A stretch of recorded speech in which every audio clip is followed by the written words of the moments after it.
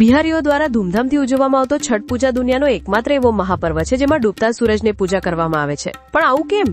જુઓ, છઠ પૂજા 4 દિવસનો તહેવાર છે જેમાં પહેલા દિવસને નહાય ખાય કહેવામાં આવે છે. આ દિવસે વ્રતી પવિત્ર નદી કે તળાવમાં સ્નાન કર્યા પછી ચોખા સાથે સાત્વિક ભોજન કરે છે અને અહીંથી જ વ્રતની શરૂઆત થાય છે. બીજા દિવસને ખરના કહેવામાં આવે છે.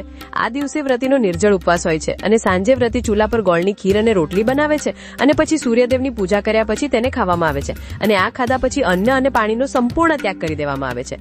પછી ત્રીજા દિવસને સંધ્યા અજ્ઞા કહેવામાં આવે છે, જેમાં લોકો વાંસની ટોપલીમાં ઠેકવા, શેરડી અને ફળ લઈને ઘાટ પર જાય છે અને ડૂબતા સૂરજને અઘ્યાર કરવામાં આવે છે. કારણ કે ડૂબતો સૂરજ જીવનના એ સમયનું પ્રતીક છે જ્યારે વ્યક્તિમાં મહેનત અને તપસ્યાનું ફળ મળવાનું શરૂ થાય છે. અને પછી આ જ દિવસે નિર્જળ વ્રત શરૂ થાય છે, જે આગામી 36 કલાક સુધી ચાલે છે. પછી છેલ્લા દિવસને ઉષા અજ્ઞા કહેવામાં આવે છે, જ્યારે સવારે જ સૂર્યદેવને અજ્ઞા આપવામાં આવે છે અને પ્રસાદ અને પાણી સાથે વ્રત પૂર્ણ કરવામાં આવે છે, જેને પારણ કહેવામાં આવે છે. તો ભાઈ બિહારવાળાઓ, આ વિડીયો તમારા બધા મિત્રો સાથે શેર કરો અને બધાને જણાવો કે છઠ પૂજા કેવી રીતે ઉજવવામાં આવે છે. અને આવી ઇન્ફોર્મેટિવ વિડીયોઝ માટે વિશાલ પટેલને ફોલો કરો.